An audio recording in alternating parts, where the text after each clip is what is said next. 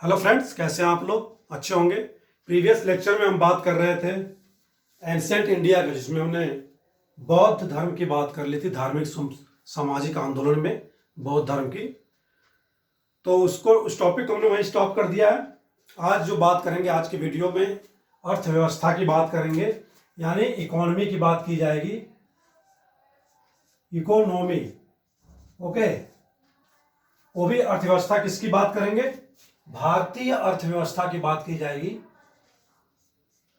भारतीय यानी कि इंडियन इकोनॉमी की बात करेंगे आज के क्लास में हम, ओके। तो अर्थव्यवस्था, भारतीय अर्थव्यवस्था के परिप्रेक्ष्य में, भारतीय देश के परिप्रेक्ष्य में बात करेंगे अर्थव्यवस्था के बात में, ना कि हम अर्थशास्त्र की बात करेंगे, ठीक है। तो भारतीय अर्थव्यवस्था क्या है या अर्थव्यवस्था किसे कहते हैं, उसमें हम देखेंगे परिभाषा, संसाधन, उसके प्रकार, ओके। कितने प्रकार की अर्थव्यवस्थाएं होती हैं। तो अगर परिभाषा की बात करें अर्थव्यवस्था के, तो अर्थ का मतलब ही क्या होता है? मुद्रा या पैसा, व्यवस्था करना मतलब उसको समन्वय करना या व्यवस्थित करना। यानी कि किसी भी देश में, राज्य में क्या है, संसाधन वो सीमित हैं और लोगों की या जनता के नागरिकों का क्या है, आवश्यकताएं और इच्छाएं क्या हैं, असीमित हैं। तो इन्हीं दोनों के मध्य जो समन्वय स्थापित किया जाता है उसी को क्या कहते हैं? अर्थव्यवस्था। यानी सीमित संसाधनों एवं असीमित आवश्यकताओं एवं इच्छाओं के मध्य क्या स्थापित करना? समन्वय स्थापित करना। ये क्या कहलाता है? अर्थव्यवस्था कही जाती है, ओके। ये तो अर्थव्यवस्था की परिभाषा हो गई, ठीक है। तो अर्थव्यवस्था समन्वय स्थापित की जाती है, और अगर यह समन्वय श्रेष्ठ समन्वय हो, यानी कि अच्छी तरह से स्थापित किया जाए, तो क्या है? गतिशीलता बनती है अर्थव्यवस्था में, प्रगति आती है, वृद्धि होती है, ठीक है। आर्थिक वृद्धि होती है, आर्थिक विकास होता है, और आर्थिक प्रगति भी क्या है? सुनिश्चित होती है, ठीक है। अगर हम इसके मध्य क्या करें?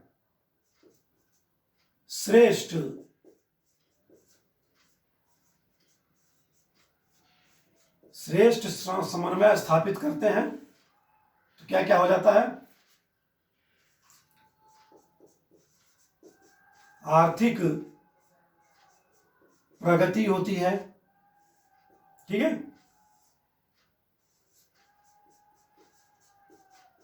आर्थिक वृद्धि होती है, और आर्थिक विकास होता है, इकोनॉमिक डेवलपमेंट,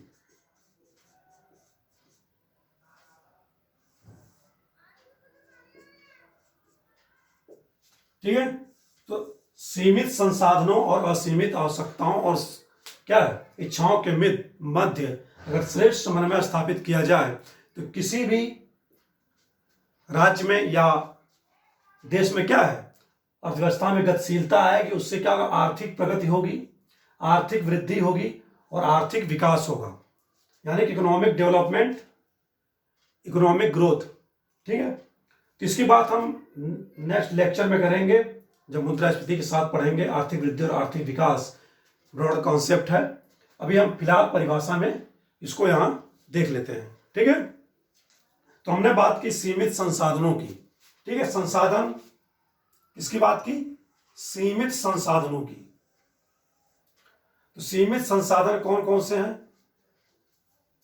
किस तरह हो सकते हैं संसाधन? कितने टाइप्स के होते हैं? प्राकृतिक होते हैं, भौतिक होते हैं, मानवीय संसाधन होते हैं, ठीक है। प्राकृतिक में फॉरेस्ट, रिवर्स, लैंड, ओके, खनिज तत्व, मिनरल्स सभी आ जाते हैं, ओके। तो इस तरह जो संसाधन हैं, भौतिक, प्राकृतिक और मानवीय, मानवीय यानी जो मनुष्य द्वारा निर्मित किए जाते हैं, ठीक है, फिजिकल रिसोर्सेस। तो संसाधन सीमित हैं। संसाधन तीन प्रकार के होते हैं: प्राकृतिक, मानवीय और भौतिक, ओके। संसाधनों से क्या है? हमें सीमित आय प्राप्त करनी होती है, ठीक है। यानी कि जो संसाधन है, इन्हीं से क्या है? सीमित आय आय क्या होगी इससे? संसाधन सीमित है तो आय भी क्या है? सीमित है, क्योंकि संसाधन क्या है, एक दिन समाप्त हो सकते हैं। तो सीमित आय प्राप्त होगी, और इसी सीमित आय से क्या है, जनता की आकांक्षाओं या आवश्यकताओं की क्या है, पूर्ति की जाती है। ठीक है, नागरिकों कह लें या जनता की कहें, जनता की इच्छाओं व आवश्यकताओं की पूर्ति।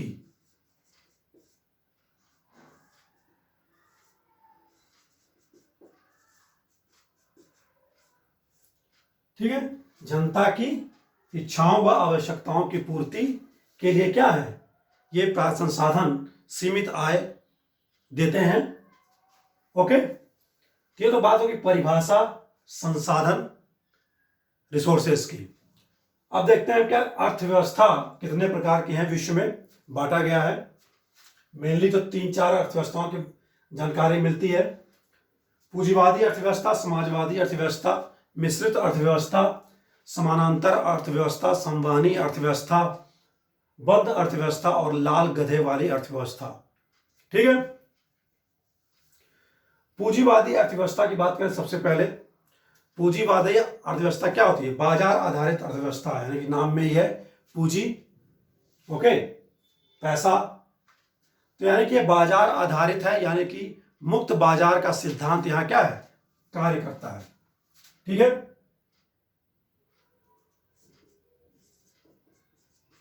बाजार आधारित है,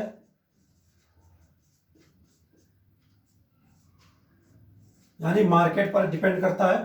ठीक है, मुक्त बाजार का सिद्धांत है। ओके,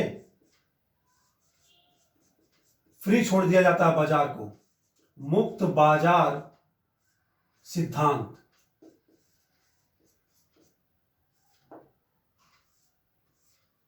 ठीक है, इसके थ्रू क्या होगा, बाजार आधारित है, मुक्त बाजार सिद्धांत से क्या मतलब है कि इस पर क्या है, मार्केट डिसाइड करेगा कि कितना क्या उत्पादन करना है, कितना उत्पादन करना है और क्या कीमत होगी उत्पादों की। ठीक है, यह बाजार निर्धारित करते हैं। ओके, यानी कि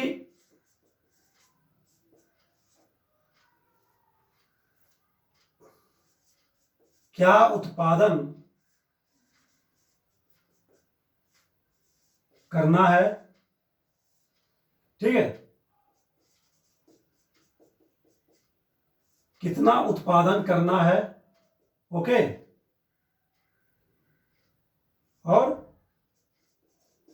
कितनी कीमत होगी, उत्पाद की कीमत क्या होगी, कितनी कीमत होगी।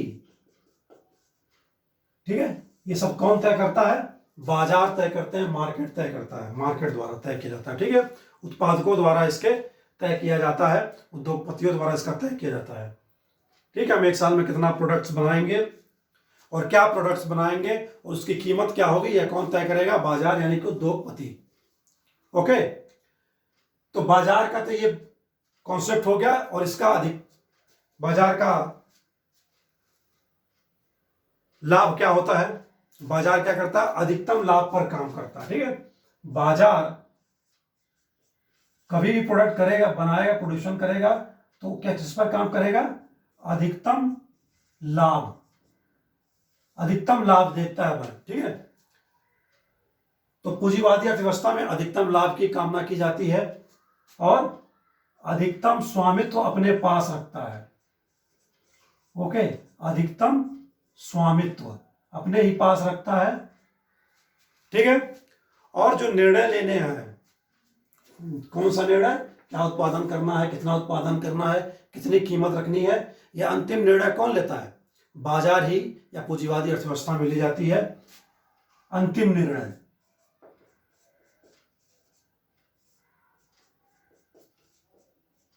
ओके, तो अंतिम निर्णय भी कौन लेता है, बाजार ही या मार्केट ही या उद्योगपतियों की बात करें वही लेते हैं। ठीक है, तो ये तो हो गई पूंजीवादी अर्थव्यवस्था, जिसकी हमने बात की, बाजार आधारित होती है, मुक्त बाजार सिद्धांत है, अधिकतम लाभ, अधिकतम स्वामित्व और अंतिम निर्णय के आधार पर काम करती है। यानी कि क्या उत्पादन करना है, ठीक है, कितना उत्पादन करना है और उसकी कीमत क्या होगी, ठीक है, अधिकतम लाभ स्वामित्व निर्णय के अनुसार, मुक्त बाजार का सिद्धांत। ओके, तो ऐसी अर्थव्यवस्थाएं किन देशों में प्रचलित हैं? ऐसी अर्थव्यवस्थाएं किन देशों में प्रचलित हैं? कौन कौन से देश हैं? इसके एग्जांपल से बात करें, यूएसए है, ब्रिटेन है, ठीक है, और यूरोपीय कंट्रियां हैं, और भी बहुत सारे क्या है देश पूंजीवादी अर्थव्यवस्था के सिद्धांत पर काम करते हैं। मेन फैक्ट, जो पूंजीवादी अर्थव्यवस्था की बात की गई, 1776 में एडम स्मिथ ने एक पुस्तक लिखी थी, द वेल्थ ऑफ नेशन। कौन सी पुस्तक?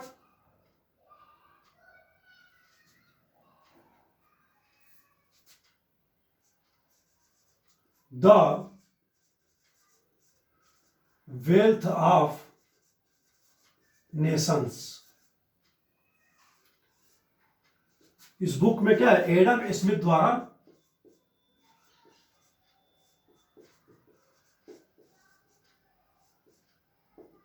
इस बुक में एडम स्मिथ ने क्या बात की? पूंजीवादी अर्थव्यवस्था की बात की थी, ठीक है, पूंजीवादी अर्थव्यवस्था की बात किसमें की गई? एडम स्मिथ की पुस्तक द वेल्थ ऑफ नेशंस में 1776 में, ठीक है, पूंजीवादी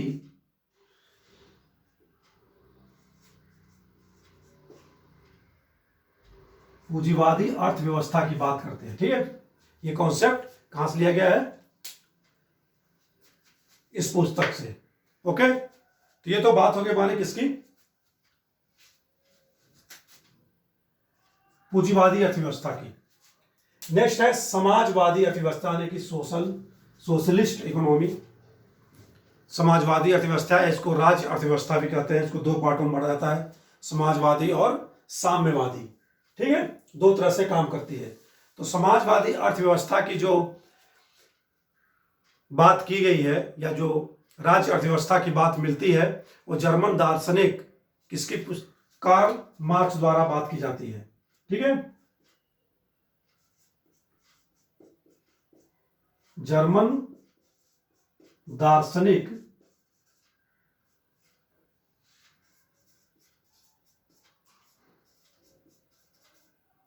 कार्ल मार्क्स, ठीक है, जर्मन दार्शनिक कार्ल मार्क्स द्वारा क्या है, समाजवादी अर्थव्यवस्था की बात की जाती है, या कॉन्सेप्ट दिया गया है। ओके, सबसे पहले अब अर्थव्यवस्था कहां लागू की गई? सोवियत संघ में।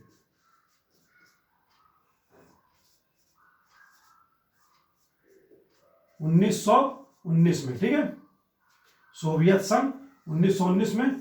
और इस समाजवादी अर्थव्यवस्था का जो आदर्श रूप प्राप्त होता है, वह कहां प्राप्त होता है? चीन में 1949 में, चीन 1949 में, ठीक है। तो समाजवादी अर्थव्यवस्था की बात जो की गई है जर्मन दार्शनिक कार्ल मार्क्स द्वारा, सोवियत संघ में सबसे पहले लागू थी 1919 में, और जो इसका आदर्श रूप देखने को मिलता है समाजवादी अर्थव्यवस्था का, वह कब दिखता है? 1949 में, चीन में, ठीक है। समाजवादी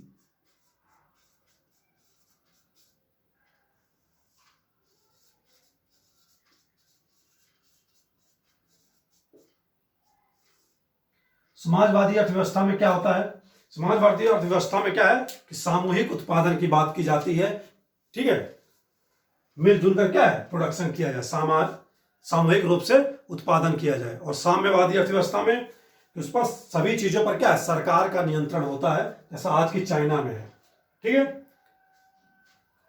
लेकिन पहले क्या 1985 तक क्या है, साम्यवादी व्यवस्था थी चाइना में, आज क्या है, समाजवादी अर्थव्यवस्था है। ओके, तो समाजवादी अर्थव्यवस्था क्या है जो हमने बात की, इसमें बिल्कुल इसके विपरीत होंगे समाजवादी में। समाजवादी अर्थव्यवस्था कल्याण की बात करता है, लोगों के कल्याण की बात करता है। संपदा का उत्पादन एवं वितरण जो होगा किसके द्वारा होगा, राज्य के हाथों में रहेगा, न कि बाजार के हाथों में। ठीक है, तो समाजवादी व्यवस्था कल्याण पर आधारित है और यह बात करता है संपदा के उत्पादन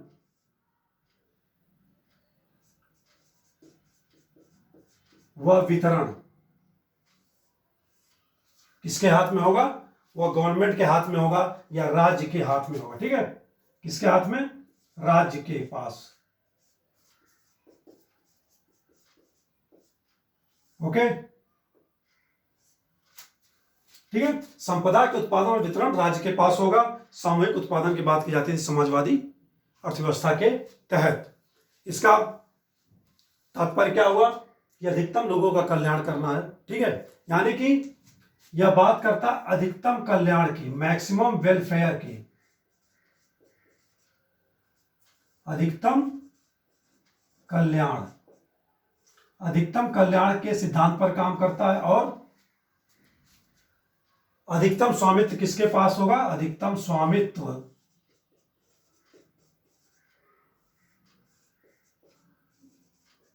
अधिकतम स्वामित्व सरकार के पास। ओके, मतलब सभी क्षेत्रों में जितने भी पीएसयूज बनेंगे या प्रोडक्शन होंगे वहां से उसका स्वामित्व किसके पास होगा, राज्य के पास। इसी तरह देखें 1990-91 से पहले एलपीजी लागू करने से पहले भारत में क्या है, सभी सार्वजनिक उद्योग धंधे किसके पास थे, मैक्सिमम चीजें राज्य के पास थी। प्राइवेट सेक्टर भी था क्योंकि यहाँ पर भारत में क्या है, मिश्रित अर्थव्यवस्था है। पंडित नेहरू द्वारा क्या है, मिश्रित अर्थव्यवस्था को लागू किया गया, यानी कि पूंजीवादी और समाजवादी दोनों का सह अस्तित्व रहे। ठीक है, ये अगर समाज कल्याण की बात की हमने, और इसमें क्या अंतिम निर्णय भी कौन लेता है, सरकार।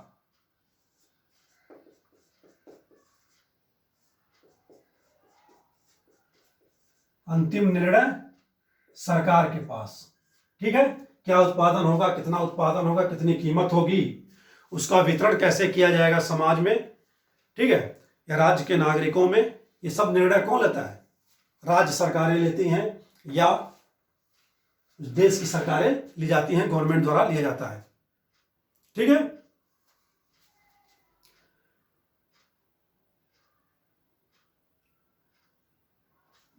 ओके, तो सबसे पहले जो हमने बात की सामाजिक अर्थव्यवस्था, सबसे पहले कहाँ लागू हुआ, सोवियत संघ में, फिर समाजवाद चाइना में दिखाई देता है। ठीक है, ये तो बात हो गई हमारी समाजवाद की।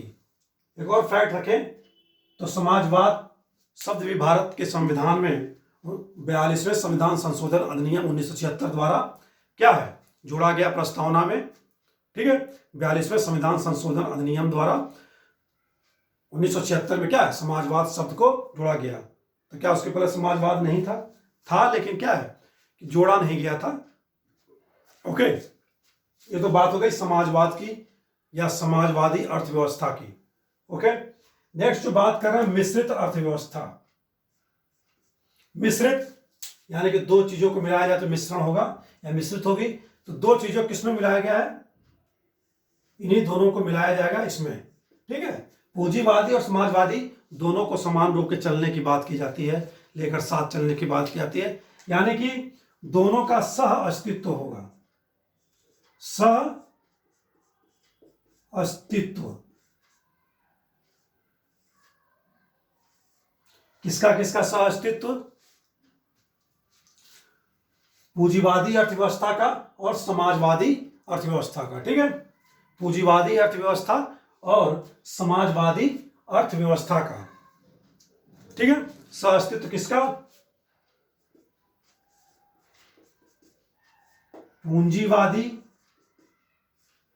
अर्थव्यवस्था का प्लस समाजवादी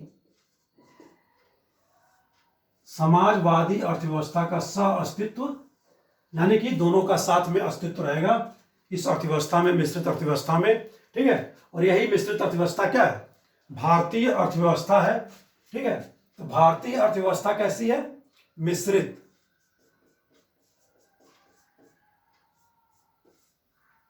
ठीक है। भारतीय अर्थव्यवस्था कैसी है? मिश्रित अर्थव्यवस्था है।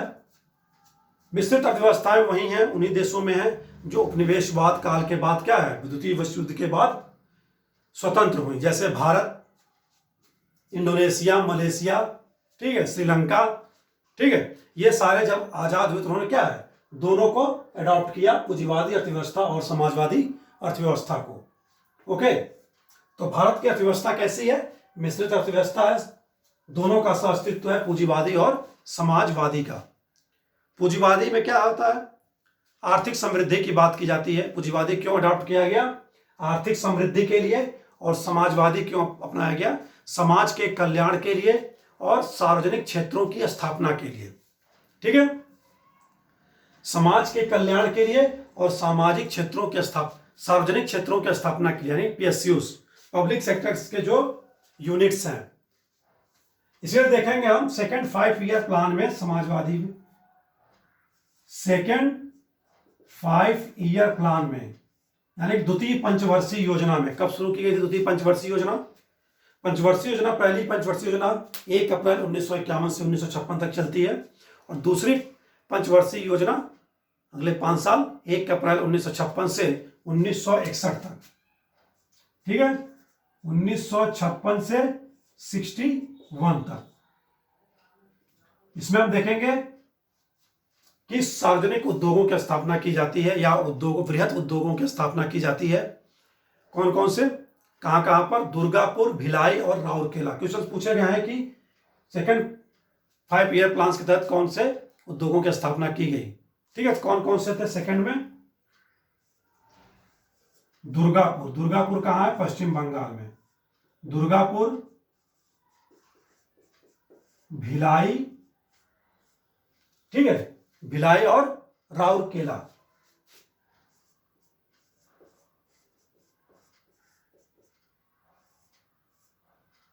राउरकेला, ठीक है। तो समाजवादी अर्थव्यवस्था के तहत क्या? समाज का कल्याण करना और सार्वजनिक उद्योगों की स्थापना करना, बृहत उद्योगों की स्थापना की गई सेकेंड 5 ईयर प्लान में, ठीक है। थर्ड 5 ईयर प्लान में भी क्या है? एक उद्योग की स्थापना की गई। थर्ड 5 ईयर प्लान का काल क्या है? 1961 से 66, ठीक है। सभी पंचवर्षीय योजनाओं की बात करेंगे हम भारत में, उसका अलग चैप्टर होगा। फिलहाल अभी यहां देख लेते हैं क्या, कि कौन से उद्योगों की स्थापना की जाती है समाजवादी कल्याण के तहत, सार्वजनिक क्षेत्र की स्थापना की जाती है सामाजिक अर्थव्यवस्था के तहत। तो थर्ड 5 ईयर प्लान के तहत Bokaro iron and steel industry की, ठीक है, बोकारो, बोकारो नाम याद रख लेते हैं, बोकारो, ठीक है।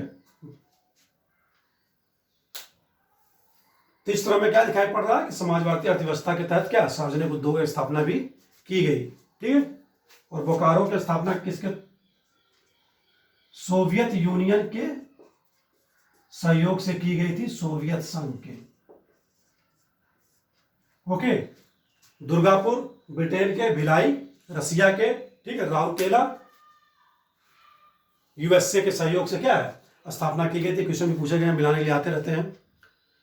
तो इस तरह भारत में मिश्रित अर्थव्यवस्था को अपनाया गया पंडित जवाहरलाल नेहरू द्वारा, भारत के प्रधानमंत्री सह अस्तित्व पर पूंजीवादी अर्थव्यवस्था और समाजवादी पूंजीवादी आर्थिक समृद्धि के लिए और समाजवादी समाज कल्याण एवं सार्वजनिक क्षेत्र की स्थापना के लिए, ठीक है। हमने ये तो बात हो गई मिश्रित अर्थव्यवस्था की यार, ठीक है। आर्थिक सहभागिता भी होगी मिश्रित अर्थव्यवस्था में और सामाजिक कल्याण भी होगा। ओके, आर्थिक व्यवस्था होगी पूंजीवादी यानी कि इंडस्ट्री से भी। इसलिए देखेंगे कि भारत में क्या है, पहले इंडस्ट्रीज थी, टाटा, बिरला, रिलायंस, बजाज, क्या है 1990 से पहले ये कंपनियां भी थी, अभी भी है, लेकिन 1990-91 के बाद क्या है, ज्यादा मात्रा में विदेशी कंपनियों को भी क्या है भारत में प्रवेश दिया गया। ये तो बात हो गई मिश्रित अर्थव्यवस्था की। दूसरी अर्थव्यवस्था इसके बाद अर्थव्यवस्था बात करें समानांतर अर्थव्यवस्था। समानांतर अर्थव्यवस्था क्या हुआ? पैरेलल पैरेलल अर्थव्यवस्था चल रही है किसके? देश की, राज्य की जीडीपी के, उसकी अर्थव्यवस्था के पैरेलल चल रही है। तो पैरेलल अर्थव्यवस्था कैसे चलती है? पैरेलल अर्थव्यवस्था चलती है अवैधानिक मुद्रा द्वारा। अवैधानिक मुद्रा, ठीक है। अवैधानिक मुद्रा क्या होता है?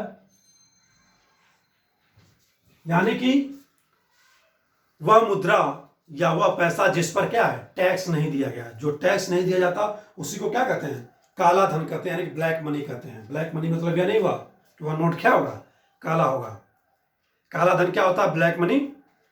जिस जिस आय पर या इनकम पर या जिस पैसे पर जो आपने इनकम की है उस पर आपने टैक्स पे नहीं किया है, ठीक है। तो काले धन से संचालित अर्थव्यवस्था को क्या कहते हैं? समानांतर अर्थव्यवस्था।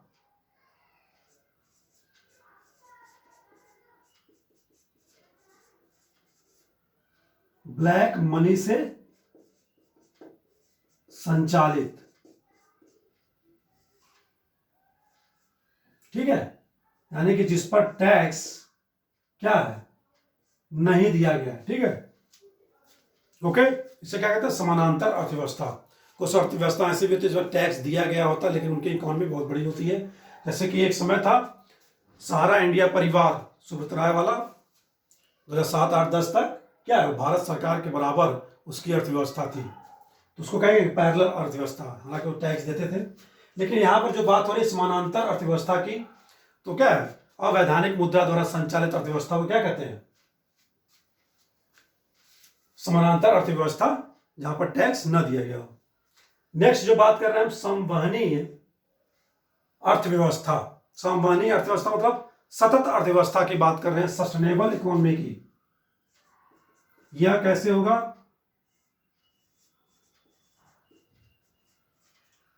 सतत अर्थव्यवस्था।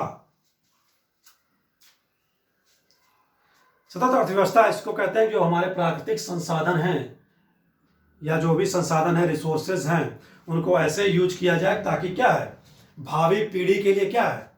बची रहे, यानी कि पीढ़ी दर पीढ़ी क्या है? विकास को अक्षुण्ण बनाए रखा जाए, ठीक है। तो संवहनी अर्थव्यवस्था किसको कहते हैं? कि ऐसी अर्थव्यवस्था जो पीढ़ी दर पीढ़ी क्या है? विकास को अक्षुण्ण बनाए रखे। उसके लिए अक्षुण्ण बनाए रखने क्या है? हमें सारे रिसोर्सेस को क्या है? इस तरह यूज करना होगा, किफायती यूज में तरह से यूज करना होगा कि क्या है? वर्तमान आवश्यकताओं को की भी पूर्ति की जा सके और अगली पीढ़ी के लिए भी क्या है? वो बची रह सके, ठीक है। अगर हम फॉरेस्ट काट रहे हैं तो हम फॉरेस्ट क्या है? लगाएंगे भी। ओके, नेक्स्ट है बंद अर्थव्यवस्था, क्लोज्ड इकोनॉमी। क्लोज्ड इकोनॉमी क्या होती है? क्लोज्ड इकोनॉमी वो होती है जो बाह्य विश्व से क्या है? उसका व्यापार क्या हो? पूर्णतः बंद हो, यानी कि आयात निर्यात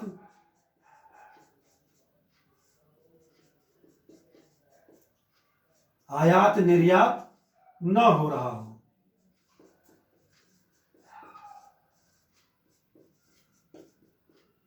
ठीक है। वह देश या वह अर्थव्यवस्था, वह देश जिसकी अर्थव्यवस्था में क्या है? न तो वह आयात कर रहा है न निर्यात कर रहा है, तो ऐसी अर्थव्यवस्था क्या कहेंगे? बंद है, क्लोज्ड है। देश में ही जो है क्या है?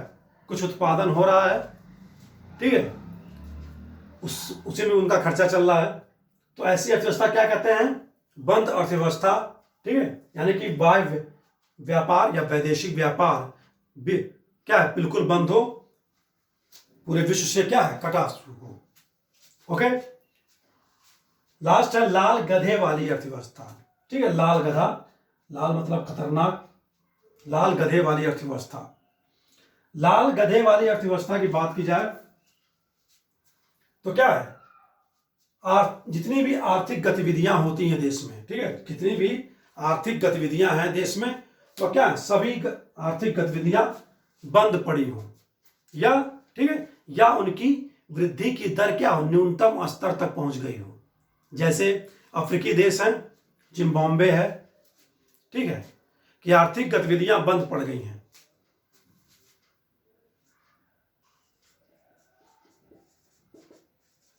ओके, आर्थिक गतिविधियां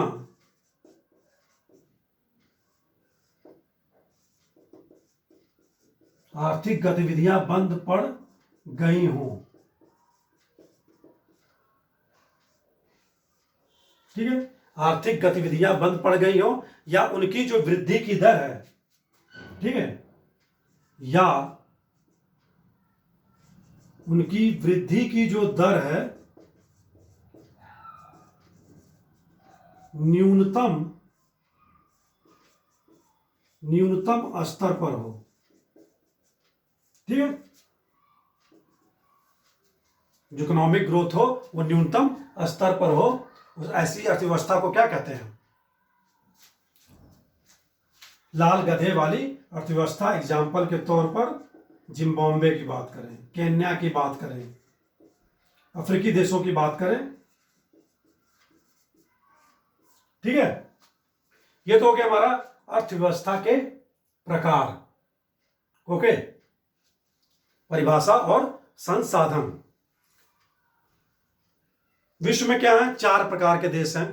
प्रथम देश, द्वितीय देश, तृतीय देश, चतुर्थ देश की बात करते हैं। प्रथम देश में तो किसको रखते हैं? पूंजीवादी देश को रखते हैं। द्वितीय देश में समाजवादी देश या साम्यवादी देश कह सकते हैं। ठीक है, तो प्रथम देश में पूंजीवादी देश बात की हमने, यूएसए, ब्रिटेन, जर्मनी, ठीक है, जापान, यानी कि विकसित देशों की बात कर रहे हैं। द्वितीय देश की बात कर रहे हैं किसकी? समाजवादी या साम्यवादी, यूएसए, चाइना, उत्तरी कोरिया, क्यूबा, लाओस, वियतनाम, ये सब क्या है? साम्यवादी देश हैं। ठीक है, समाजवाद को 2 तरह देखते हैं, समाजवादी अभी बात की हमने। तृतीय देश जो होते हैं क्या होते हैं? विकासशील देश, जिसमें क्या है? भारत है, यानी कि भारत, ब्राजील, चाइना, ये सब क्या है? विकासशील देश में भी आते हैं। चाइना विकासशील देश है। ओके, तो तृतीय देश क्या है? विकासशील देश, डेवलपिंग कंट्री, भारत, ब्राजील और चाइना की तरह। चतुर्थ देश जो पिछड़े देश हैं, एकदम पिछड़े देश हैं, जैसे अफ्रीकी देश। तो पिछड़े देश कौन से कहलाएंगे? जिनमें निम्न बाधाएं क्या है? जिसमें बहुत सारी बाधाओं से ग्रसित हो। ओके, जैसे पिछड़े देश की बात करें तो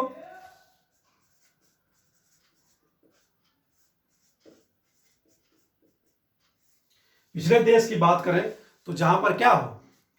साक्षरता दर 20% से कम हो। साक्षरता दर क्या हो? 20% से 20% से कम हो। ठीक है, साक्षरता दर 20% से कम हो। ओके, प्रति व्यक्ति आय $300 से कम हो। ओके, प्रति व्यक्ति आय $300 से क्या हो? कम हो। और विनिर्माण क्या है? 10% से कम हो। जो विनिर्माण का मैन्युफैक्चरिंग क्षेत्र है, ठीक है, उद्योग धंधों वाले, वहां क्या है? 10% से कम हो विनिर्माण का क्षेत्र। ये पिछड़े वर्ग देश में आते हैं। और विकसित देश किसे कहते हैं? विकसित देश वे हैं जहां प्रचुर प्राकृतिक संसाधन है।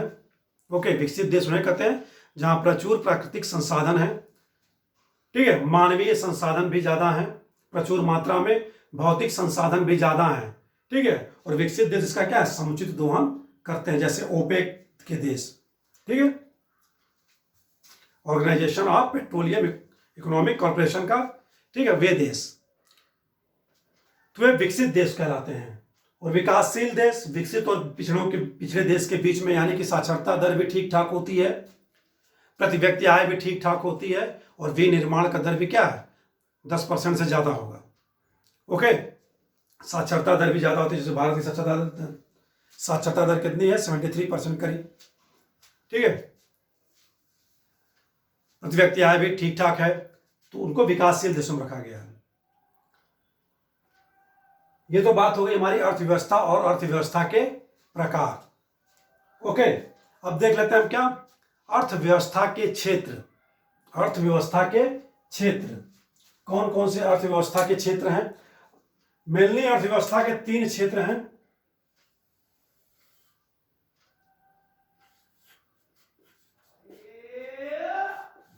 अर्थव्यवस्था के क्षेत्र, तो अर्थव्यवस्था के 3 क्षेत्र हैं। पहला, उनको 3 भागों में बांटा गया है। पहला हम नाम देते हैं प्राइमरी सेक्टर, यानी कि प्राथमिक क्षेत्र।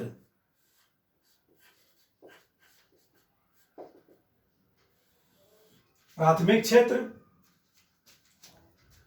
प्राथमिक क्षेत्र में वे देश आते हैं, सॉरी प्राथमिक क्षेत्र की अर्थव्यवस्था में वे क्षेत्र आते हैं जो क्या है, पर्यावरण पर निर्भर है। ठीक है, किस पर निर्भर है, पर्यावरण पर।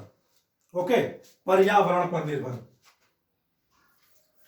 पर्यावरण से मतलब पर्यावरण पर निर्भर है, तो पर्यावरण पर निर्भर जैसे भूमि, जल, वनस्पति, खनिज।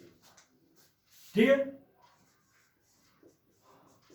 भूमि, जल,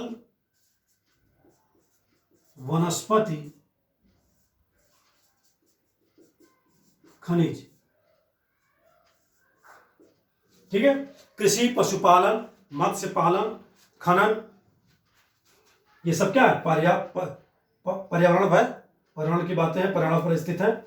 इसमें कौन कौन से आ जाएंगे, कृषि, पशुपालन, ठीक है,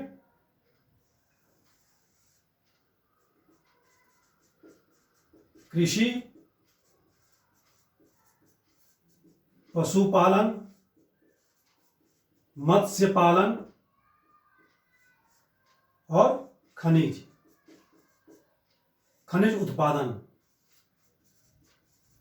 यानी कि इसमें जो भी चीजें प्राप्त हो रही हैं क्या है, पर्यावरण से प्राप्त हो रही हैं। ठीक है, कृषि भी पर्यावरण रूप लैंड में कर रहे हैं, तो क्या है, ये सब क्या है, प्राथमिक क्षेत्र में आते हैं। अर्थव्यवस्था के प्राथमिक क्षेत्र में कृषि, पशुपालन, मत्स्य, खनिज उत्पादन। ठीक है, एवं इससे संबद्ध जितनी भी संबद्ध गतिविधियां हैं वो किस क्षेत्र में आती हैं, प्राथमिक क्षेत्र में। क्वेश्चंस पूछे जाते हैं, प्राथमिक क्षेत्र में आते हैं। दूसरा है द्वितीयक क्षेत्र।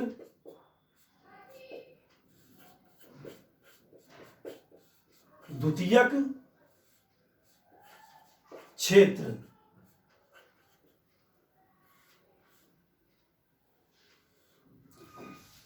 द्वितीयक क्षेत्र क्या है, मेनली द्वितीयक क्षेत्र देखा जाए तो प्राथमिक क्षेत्र पर ही क्या है, निर्भर होता है। ओके, यानी कि इस क्षेत्र से जो भी क्या है उत्पादन हो रहा है कच्चे माल, उससे क्या है, यहां पर दूसरे प्रोडक्ट्स बनाए जा रहे हैं। ठीक है, यानी कि प्राथमिक क्षेत्र के जो कच्चे माल से क्या है, विनिर्माण क्षेत्र किया जाए, विनिर्माण किया जाए, दोबारा निर्माण। एक बार तो पर्यावरण से निर्माण हो गया, फिर दोबारा क्या हो गया, विनिर्माण बात करते हैं हम, विनिर्माण क्षेत्र। मैन्युफैक्चरिंग के क्षेत्र यानी कि उद्योग धंधों के क्षेत्र आते हैं। ठीक है, इसके कच्चे माल पर क्या है, प्राथमिक क्षेत्र के कच्चे माल पर द्वितीयक क्षेत्र क्या है, निर्भर होते हैं। द्वितीयक क्षेत्र में कौन कौन से आ जाएंगे, जैसे लौह इस्पात उद्योग। अगर खनिज से में लोहा मिल रहा है तो लौह इस्पात उद्योग। ठीक है, लौह इस्पात उद्योग और वस्त्र उद्योग, वाहन उद्योग, वस्त्र, वाहन और इलेक्ट्रॉनिक्स उद्योग।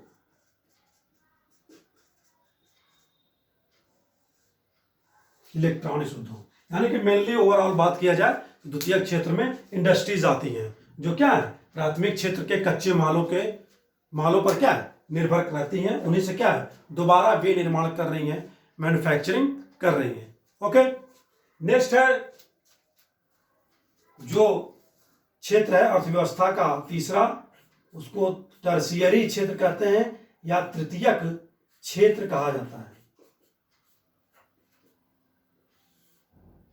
तृतीयक क्षेत्र, तृतीयक क्षेत्र यानी यहां पर क्या, सेवा का उत्पादन हो रहा है, सर्विस का उत्पादन हो रहा है। ओके, सेवा का उत्पादन, प्रोडक्शन ऑफ सर्विसेज। और सेवा के क्षेत्र में, सर्विस सेक्टर क्षेत्र में कौन कौन से आते हैं, किसको रखा गया है, याद रखेंगे। तृतीयक क्षेत्र का सबसे ज्यादा योगदान है क्या है, जीडीपी में है भारत सरकार के। जीडीपी, जीएनपी, एनएनपी, जीएनपी की बात करेंगे राष्ट्रीय आय में, राष्ट्रीय आय के चैप्टर में। अभी देख रहे हैं हम क्या, ओवरऑल अर्थव्यवस्था की बात कर रहे हैं तो तृतीय क्षेत्र में सेवा का उत्पादन हो गया, इसमें बीमा सेक्टर, होटल इंडस्ट्री, बैंकिंग, चिकित्सा, शिक्षा, पर्यटन, ये सब आते हैं। ठीक है, बैंकिंग, बीमा,